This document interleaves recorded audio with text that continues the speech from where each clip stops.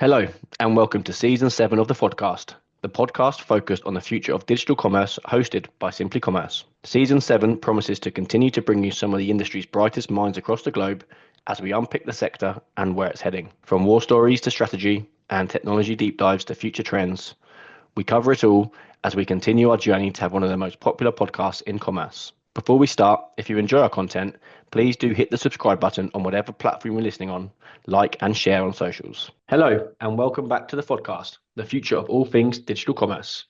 Today, I'm very pleased to welcome Robert Goodwin, Chief Data Officer for MSQ Partners, to the show. Welcome, Rob. Hey James, good to meet you, pal. Thanks for coming on the show. So, MSQ Partners have a global operation with offices in more than 20 locations and sit at just under 2,000 headcount. The impact of AI is a daily conversation for Rob. And today we get to unlock his insights and opinions on AI, from how it's shaping technology teams to the growth of AI-powered influencer marketing and how first-party data is the real gold. Yes, this is another AI-focused conversation, but I have a feeling it's going to be a good one. But before we jump in, Rob, do you want to give a quick overview on your career to date and how you've ended up as CTO at MSQ? Yeah, cheers, James. So when it comes to data technology and insight, I've had the brilliant background of working client side and agency consultancy side as well. So grown that career over many years, worked on media advertising in-house, and now get to work with over 50 to 100 global and local businesses. So I get to understand what's going on, what's happening in the real world from B2C, B2B. And the career has gone from hands-on analytics to data strategy to then marketing technology implementation to then laddering up and then bringing that all together. Where the beauty is then being able to distill complex areas and taking all those terminologies and bringing that to the board, as well as then bringing that to C-suites and executives to make better data-driven decisions ultimately, and deliver some monetization as well as efficiencies and effectiveness. So, really interesting, really fun, and it's all powered by awesome teams that sit underneath me. You did a far better job at introducing yourself than I ever could have. So thank you for that, Rob. Years and years of experience to fall back on. So yeah, I'm obviously looking forward to this conversation. AI is, of course, the hottest topic right now. It is literally pretty much every conversation. So let's jump straight in. First of all, I think we want to focus around technology teams and the impact that AI is having with them. So how do you see technology teams now, Rob, and how do you see AI shaping those teams over the next sort of 2 or 3 years? Got really interesting because there's so much evolution that's going to happen. We can already see it in the market with Facebook spending millions on bringing in AI engineers, for instance, into areas and now actually closing their workforce. So they've said, oh, actually, we need to stop hiring some of these areas. So there's a huge explosion of people bringing in at the top levels where it's becoming challenging, I think, over or will become challenging over the next 5 years or so, is what happens to the lower levels and the mid levels, because we've got AI coming into play. You've got, GitHub and co-pilots that control roughly about 40% of all code generation today as well. So all those simple repetitive tasks are being absorbed and supported by AI solutions. So this then means, do we need fewer people at those kind of mid and junior level roles? And I think that's where the evolution of the market's going to probably end up going. What it doesn't mean is the people that are currently in their roles need to worry just yet, because it's all about the QA and the usage of those tools. But there's a huge evolution of going, how do teams become smaller, more efficient, but then get superpowered by heroes or unicorns that can do awesome stuff with AI development and software engineering. When it comes to the analytical side, then it goes, but who's QAing this? Who's actually tracking the data or the code books themselves? How is that being developed in the future? So it's an exciting and probably worrying time of what's going to happen over the next 5 years or so. I think that will stabilize over time, and there will be some new roles, maybe not as many, but there will be new roles generated from that. Um, but it's the repetitive tasks that are at risks. So that's where you then go, who is then running anything that could be your BAU, simple code task books, or just any kind of repetitive automation within reporting, within setups, within audits, for instance. You see this also at JP Morgan. They're piloting AI systems that basically triage bug tickets. So any simple first line or third line requirements that are coming through, they're being pushed via AI. So to either solutionize. If that doesn't work, that then pushes to a human. And this is where people are going to be coming out of the loop. But basically, it's removing tasks that we really shouldn't be using human workforces for if we can avoid it anyway. So you then go, that's being removed. Challenge is, though, is how do graduates and junior people come into play and learn the trade and learn the complexity in the future. So that's where HR and training are really going to have to evolve, going, how do you either fast track people quicker?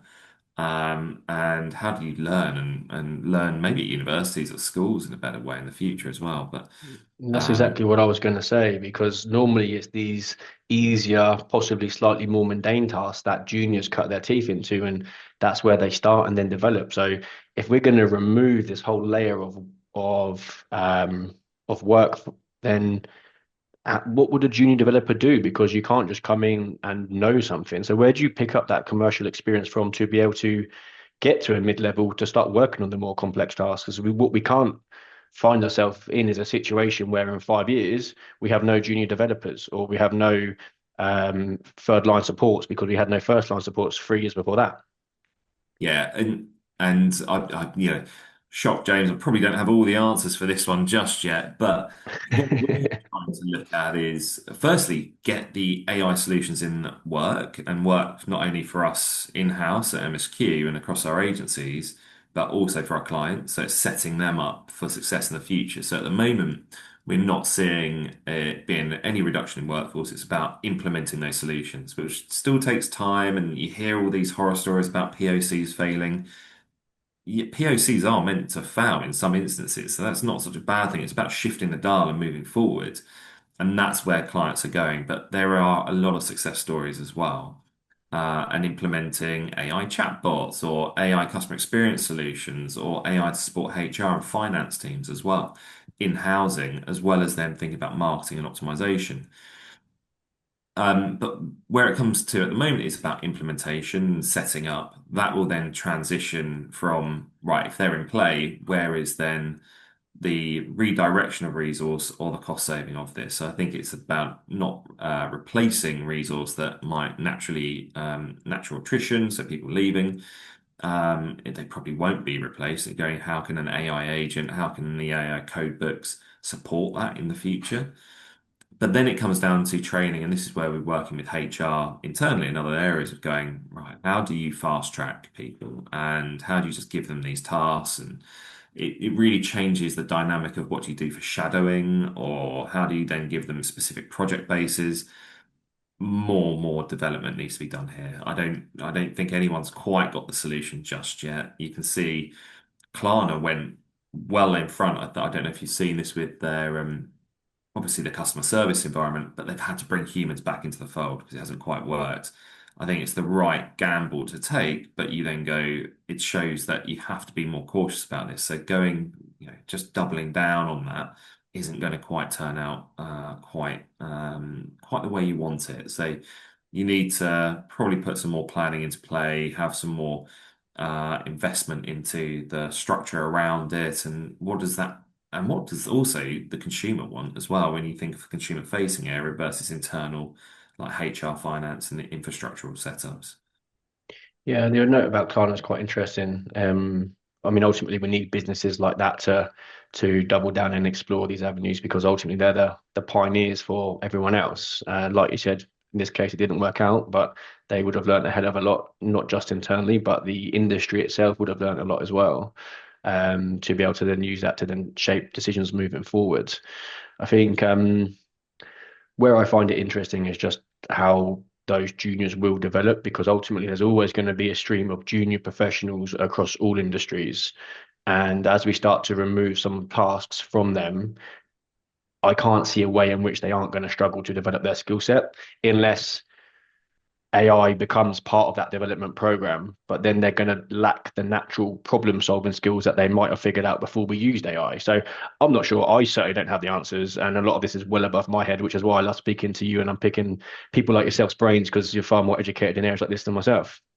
It's and I mean I'm on a few councils like the DMA and other areas, and we're discussing this quite heavily, especially Mm, with graduates and what do you do for graduate training or non-graduates trying to break into the real world? Do people go to, the big question is what would you study at university today? What jobs are going to be around for future for 10, 15, 20 years time place? It's the market will be evolving, not as critically, I think, in the next, 3 to 5 years, but by that 5 year mark, I think there's going to be some bigger changes, and that's where, yeah, having the good training process, having the schooling, setting people up actually at educational level, I think really needs to change. But this is then governmental kind of level we're talking about here of going, how do you teach children and kids when you've got LLMs at their fingertips and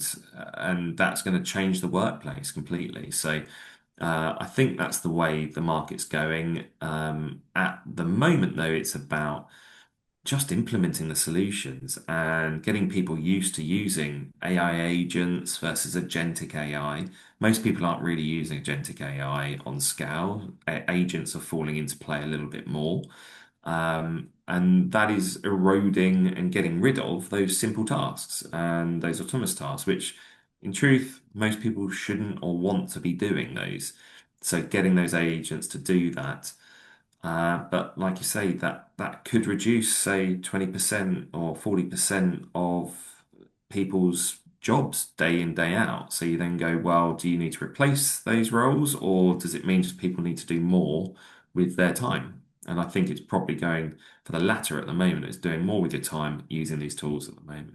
Yeah, it's certainly an interesting landscape. Obviously, we've been here before when everyone feels like their jobs are at risk, and turns out actually they've not been at risk. And it's about evolving your role. Yes, there's always going to be um, there's always going to be some jobs that do unfortunately disappear. It's just natural. But that's why it's so important to evolve your skill set. And I think the one key area that I take, no matter what our role is to try and implement the human touch, as we've touched upon here already. You still need that human touch to give yourself a differentiator to an AI, and whether you're in customer service or in engineering or in finance, whatever. The fact that you are a human, you can add that human touch is going to make a big difference to how you work with AI to enhance your offerings either to your own business or to your employer.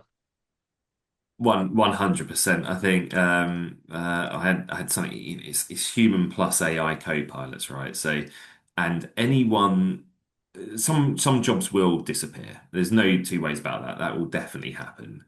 And then, but it doesn't mean the people in those roles are necessarily at risk. It's about how much they employ and engage themselves in new skills, new AI tooling. So, what it does force the hand of is continuous learning right now. If ever it's been more important, everyone should always be doing it anyway, but now more so than ever. My God, everyone needs to be using AI tooling, they need to be exploring it, they need to be researching. This needs to be not only on company time, on their own time, and it's about evolution. It's the future. I don't think there's any avoiding it. There's a huge amount of noise though, and there are, it's maybe not as good as everyone's hope is still, but it's still significantly better. Everyone's onboarded now to the LLM side. But the way I think we're trying to describe it is going, think of like Formula One, right? For instance, you go, who's the human driver is say the engineer or the analyst or the setup, and they're in the seat, but the AI is like the pit crew. They're the supporting team around them to optimize that performance, to help with like the BAU setup. So it's going, how can you become better as a whole? And the people that understand not just their individual part of the business, but the wider process of it and how AI can then support it, they're the ones that can win. I think this is also where I say roles like architects who don't just design what needs to be built, but how that integration works the entire ecosystem, they will become so much more valuable. So it's understanding the wider ecosystem. It's understanding who do you work with and wider than just the tech team. It's working with the marketing team. It's working with the sales team. It's working with HR, finance in different areas. So those types of architects and those AI engineers or basically AI infused strategists or AI infused creatives, they're going to become the powerhouses. They're the future. So being that human plus AI is the setup. So Lots of if I training exploration is needed. Okay. Well, we're already seeing a big increase in people looking at upskilling in AI, and there's still a lot of question marks around how. But yeah, I think that's inevitable given where we're at in the journey. If I asked you if right now you believe AI is going to kill the role of a junior developer in the next 5 years, what would you say? Oh, yeah.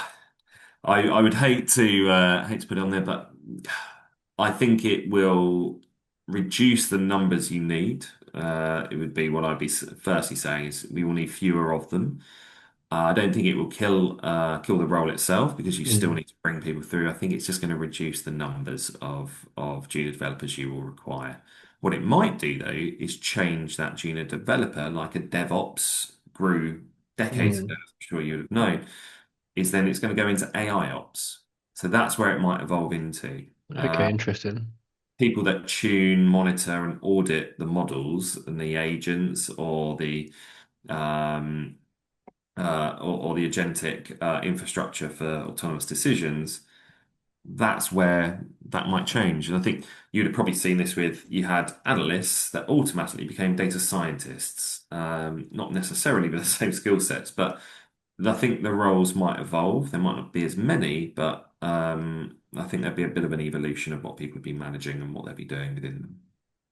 AI ops is going to be the next buzzword then, right? Yeah, 100%. Okay. What I find really interesting here is obviously it's very different, but I have a lot of conversations with leadership professionals, and they have kids that are somewhere between like 12 and 18, and almost all of them are using AI as part of their daily life.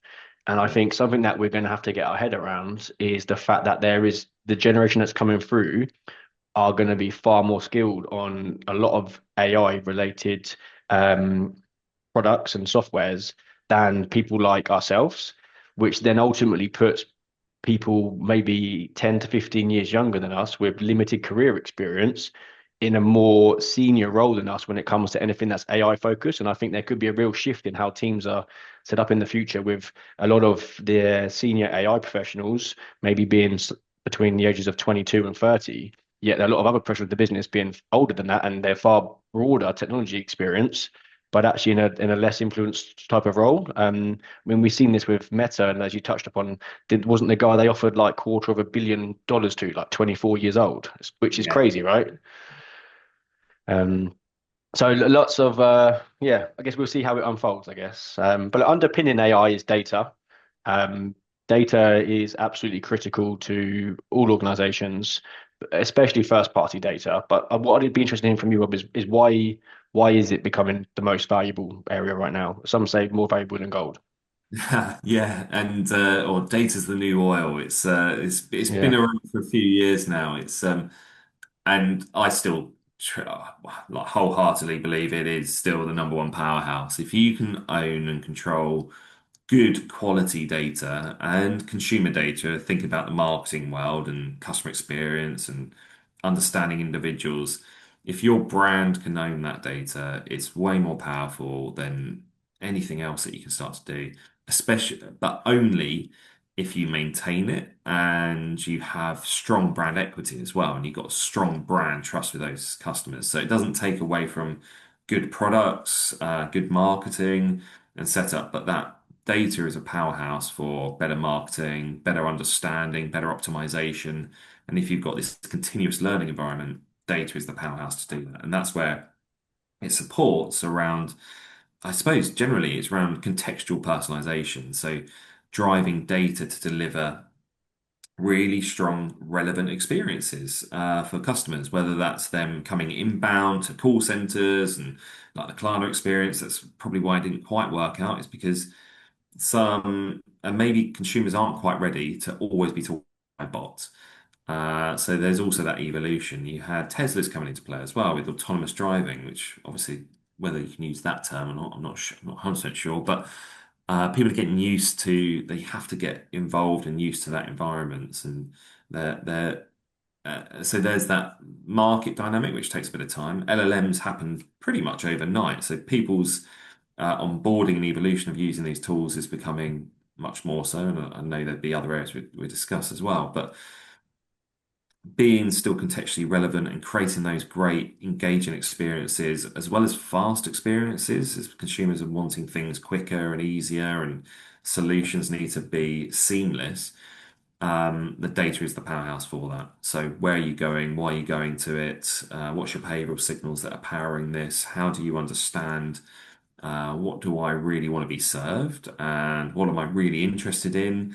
Like yourself, James, with fitness and understanding what do we want to go after? You want to go, I want to understand who I am, and I want to be served the stuff that's relevant for me and the best content that I can engage with, as well as then understanding what's the relevant sub-content structures that align to that. So maybe it's about other sports or events or holidays or other areas as well. So having that first party data is really powerful. It's not, it's on its own though. You can use contextual signals in the market as well. So think about federated data learning as well. But if you've got inferred data signals in the market, so like what your browsing behavior is, or maybe using these lifestyle or locational based segments like that we would have used from the likes of YouGov and Kantar and different areas. But you go, if you combine those then with first party data, own personalized data, you can make the best content in the world and you can surface relevant content to your audience.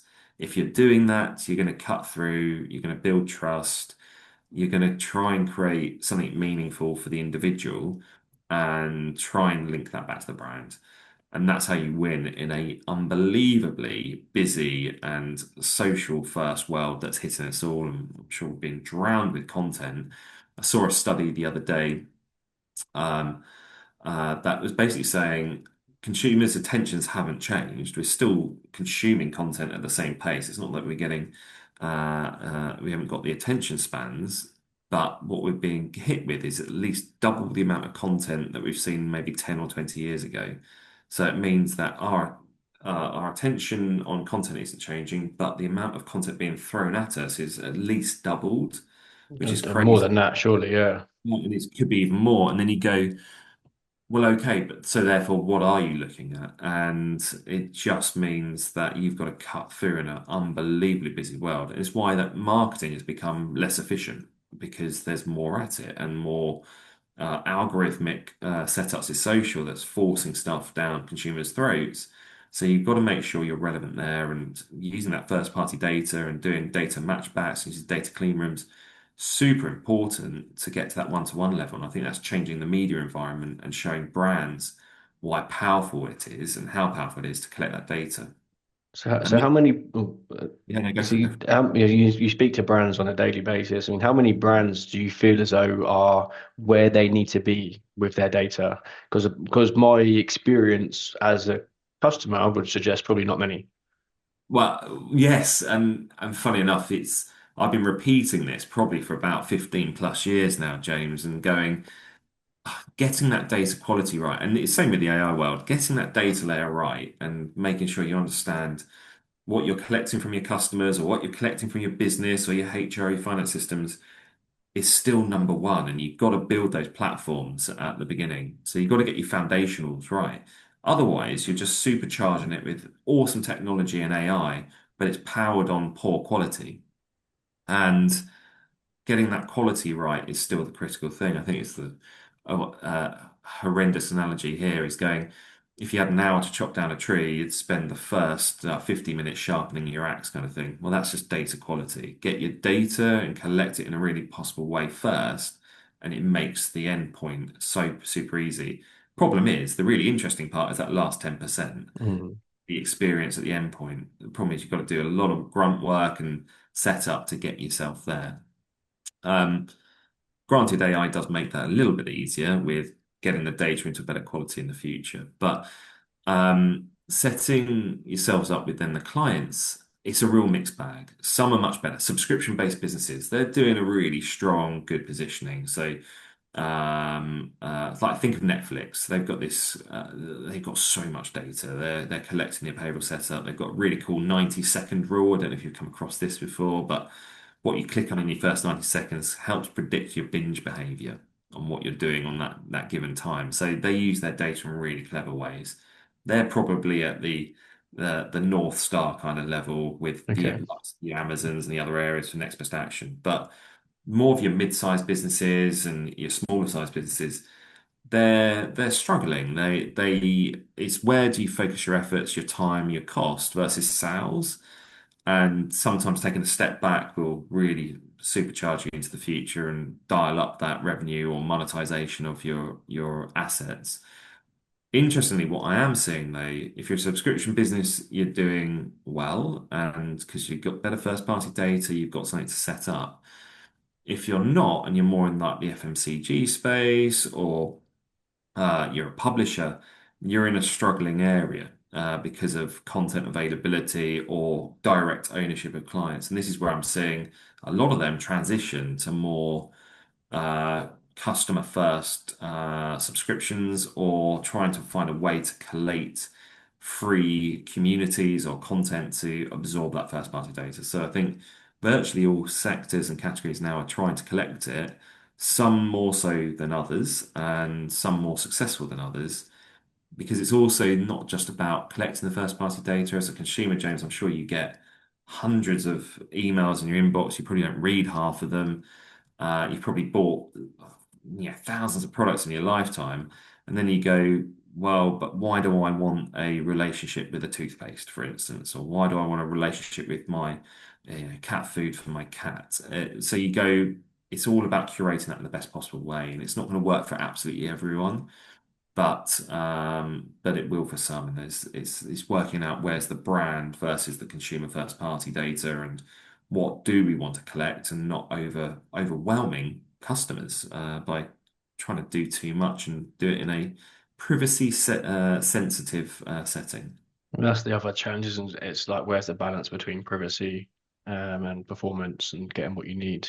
Interestingly, we had a lady on the show at the start of this year, and she's from a loyalty vendor, and she was saying some of their best customers have questionnaires they send out to their customers to A, get the data, and B, obviously make sure they use it appropriately. And like, I mean, obviously there's a number of challenges that come with that, as in getting the customer to complete the questionnaire in the first place.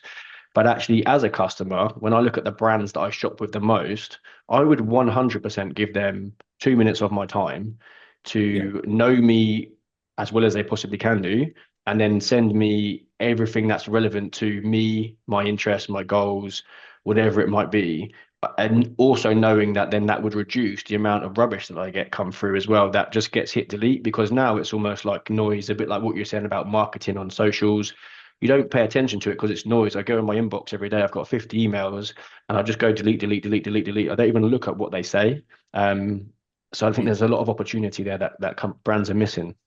It's 100%. Having the brand equity and good quality products is still so important, and building that brand marketing around it, because you got to cut through, and you'll pick brands that you go, I love this product, or I want to hear from them, or you can see there's relevancy to it, I want it.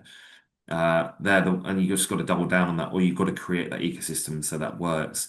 We've done something really fun and really cool with the AA, for instance. Uh, and in their CRM emails, just putting quizzes in, just like, which is all on platform. You can do it within your app, within your mail app, whatever it is, and you can click through on it. And what that did was drove thousands of engagements of just having a bit of fun and just asking some fun questions on what do you think about automotive, or mechanics, or different areas. And it just gives a bit of insight into the consumer, but it's good fun, and you get to see were you right versus other competitors, or other customers, sorry, in that instance. So you get to learn something as well. So it's giving back, a bit of fun, and infers a bit of knowledge as well. So there's ways to do this in less direct or awkward settings as well. You don't, Mm. it doesn't have to take minutes, it could be seconds, and it's just about getting good quality, either inferred or first party data. No, I think that's certainly how brands will differentiate over the next couple of years. I've no disagreements there. Before we move on, if companies have our data, they've been collecting it for years. I mean, look how long we've had Nectar cards, right? 20 years or so. Um, to those businesses that have a lot of data that is messy, that isn't structured, can they just buy a shiny new AI tool or tools and make do, or do they really need to go back into the crux of it, go back through their data, put all of these shiny new tools on hold for 6 months, work their way through it, similar to sharpening the axe, and then invest? What would your advice be?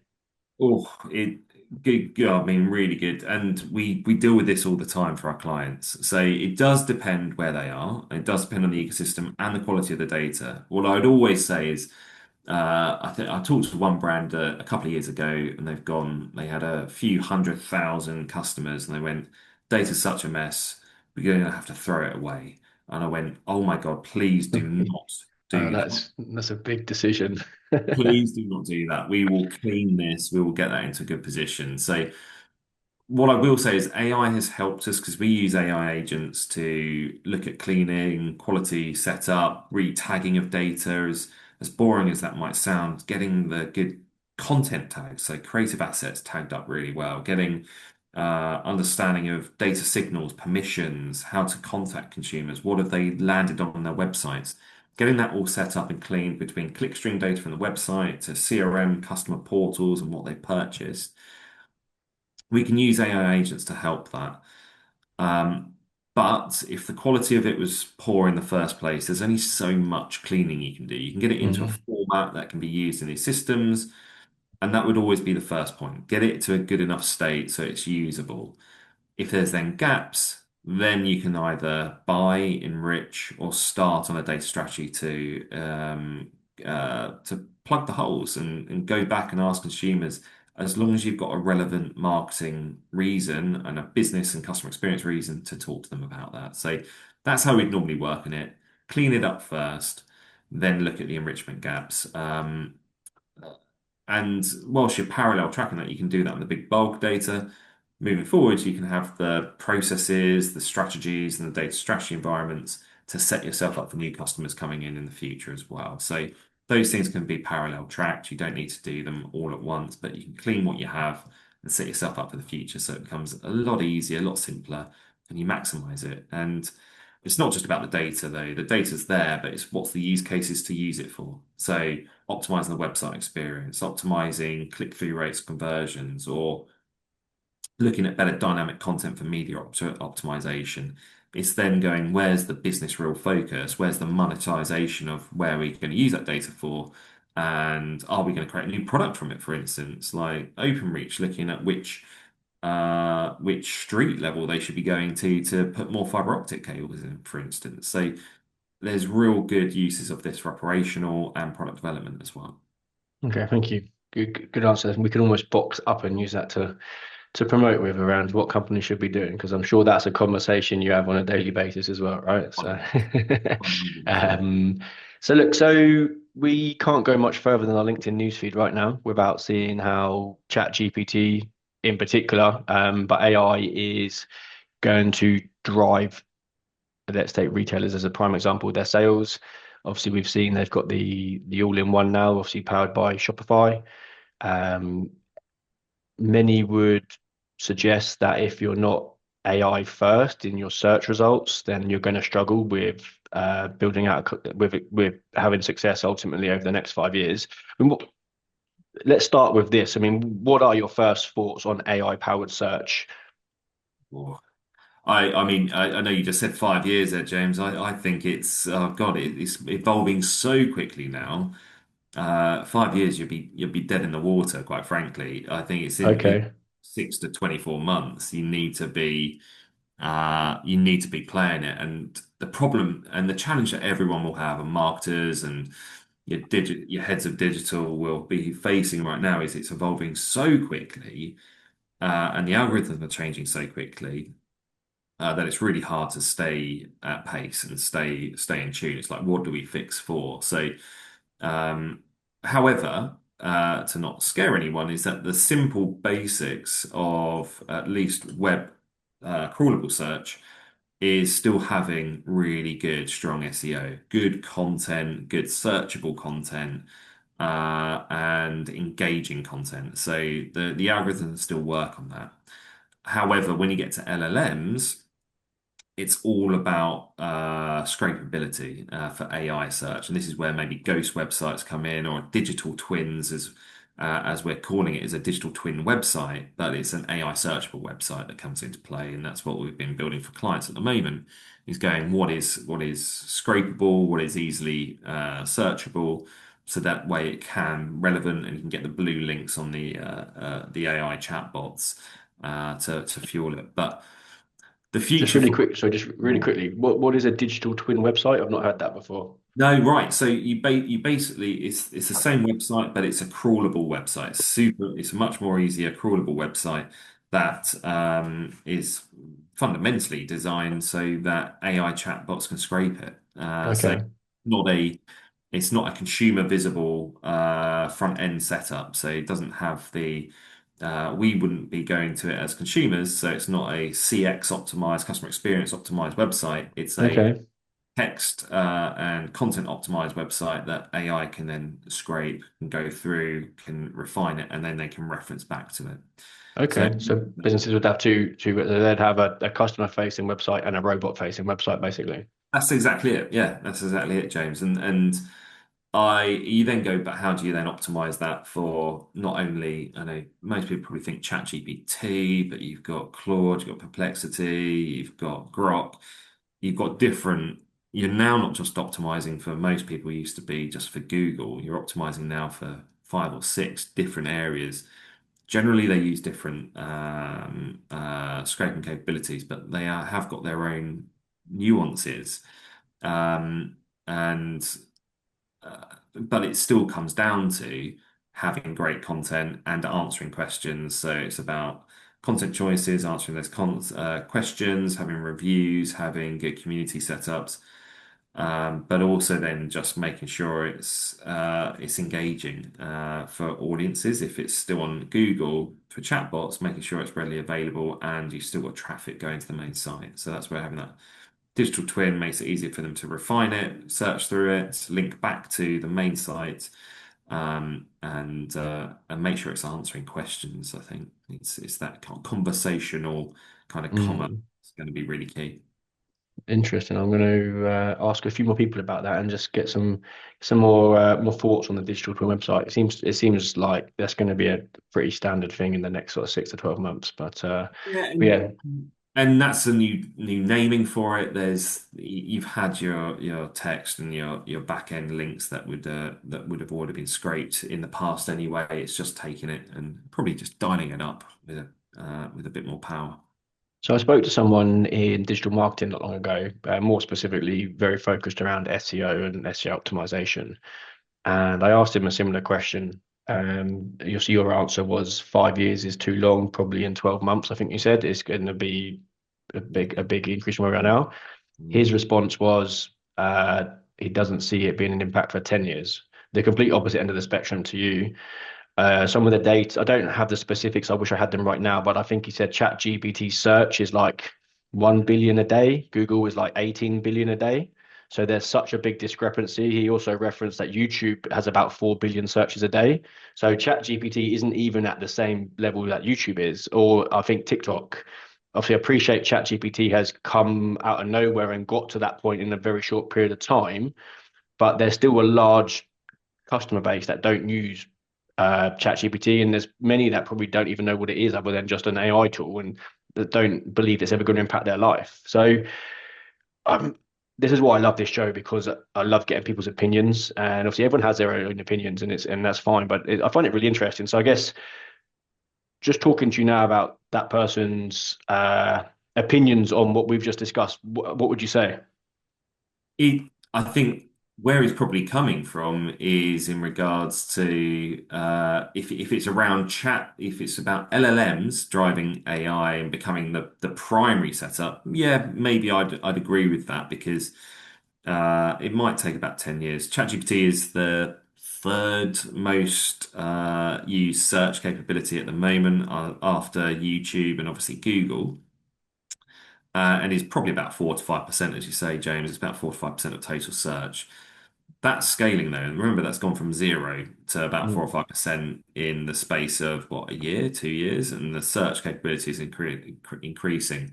What's probably happened though, and this is where it's scarily moving so fast, is dependent on when you're chatting to him, is that Google AI is now going to become probably the primary basis for Google search in the future. So if that becomes Google AI, you now need to be at that zero click setup for Google AI. And that instantly changes what does your website become? Do you even go to a website in the future? So that's the 10 years scary part, isn't it? Yeah.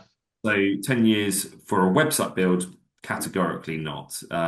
It will be within the next 24 months that changes need to be made significantly. I do not question that purely because AI search will be taking zero click data and your scalability of it will be critical to that. So making changes now is a must. Um, Becoming and not Google being taken over though, God, yeah, that will take some time and there will be some needs for and they will defend that because they've got Google AI coming through. So whether ChatGPT and the others do take over, they will still become critical parts of it. But I'd anticipate with Google AI and maybe even Apple creating their own AI search capabilities, that will still be important and will take time for Google to become the leader in the marketplace. So I think there's definitely a lot of time there, and whether that even happens, probably not. But I can see ChatGPT and some of these others growing. I can see it probably getting to a 10% level at some point within the next few years. Okay. Whether Okay. it transfers, not so sure. So something I think a lot of people are concerned about is the reliability of AI. Is it truthful data? Obviously, we know that it can be influenced by websites, blogs, etc. Um, if the LLMs can absorb sort of public web data, then how, as a customer, are we likely to know what's true versus what's not, what's manipulated? Oh, it's such a challenging one, James, and I face this day in, day out. Just buying products off Amazon. Do you trust the reviews? Anywhere else? There is not an easy answer for this one. And what my biggest worry actually is in this area is that consumers don't question what they're seeing, what they're reading, and setting up. Unfortunately, that is the mass of consumers globally that they probably don't. They haven't got the time. They haven't got don't want to put the effort in to then start going well questioning what they're being seen. So they're seeing stuff from either a search bot and they go, well, it's Google. I trust that. Yeah, but Google scraped thousands of articles to get to that. It's not actually Google saying this, or And I could be think, from and I think you're right. That is the issue. You often go to these places because you're short on time, or you're uneducated in that area. So you go into an area which you believe is educated. It tells you an answer, so you automatically take that as correct. And it actually, we know that's not always the case. Actually, it's rarely the case. that. And this is where it becomes interesting, is because, and this is old stats. This is probably when was this? About it was up to about June 25, right? So this year, but roughly, I think it's about 47.9% of citations are from Wikipedia or ChatGPT. Wikipedia Okay. can by anyone. Reddit across Perplexity, ChatGPT, Google AI overviews is also another big player. I think Reddit is roughly about 21% of AI, Google AI overviews at the moment. That will change, I have no doubt. But you think you're being sourced from YouTube, Reddit, Quora, Mm. and Wikipedia. This is where a lot of our content's coming from today. And that's massive, right? That's what top of my head, 48 plus 27%. I mean, that's 70, Especially 75%, give or take. it changes for different platforms, but they're big players here. So you then go, but these things can be edited and they can be falsified and they can be fake. You really need to be careful about where the citations come from. And this is where you need people to be smart enough and engaged enough to question what's coming through. The problem is, it's time, it's effort, and it's education. And then you go, well, where do you go to? What's interesting though is going, I think that's unfortunately the world. I think the search engines will become better over time, and Google punishes or punished in the past people that put too many keywords on their websites. There will be AI evolution here where they will optimize to maybe non-AI clickbait, for instance, in the future, potentially. I don't know yet, but I would have thought so to then optimize consumer output. But where brands can win in this is where it becomes interesting using their customer data, using their technology, is then building that brand equity, building their trust in their customer experience, giving good, I don't know, journalistic, good reviews, building good communities that are trusted. That's what you can rely on. So, like one of our great clients, like with Which, for instance, that does Which reviews, they're in a unique position to be really trusted for their position. So how do other maybe publishers or other brands curate content that you go, yep, if I'm reading this, I trust it. It's been reviewed by an expert, or I trust the brand itself, whether it's like Neutrogena for face cream or someone else. I trust them because I believe in their science, or I trust them because I believe in what they're going to deliver for me. That's the way for brands to win in the content space in the creative world. You then just need to make sure it's findable and searchable, and you're pushing that content out. I think that's a good place to wrap things up, to be honest, Robert. It seemed like a nice ending on a few words of wisdom for brands and how they can win. Yeah, love that. Well, look, that was a really cool conversation. I mean, there's loads more questions that I'd love to get your answers on, but we're kind of 15 minutes in now, and I know time's tight today. So I think let's wrap this up for now.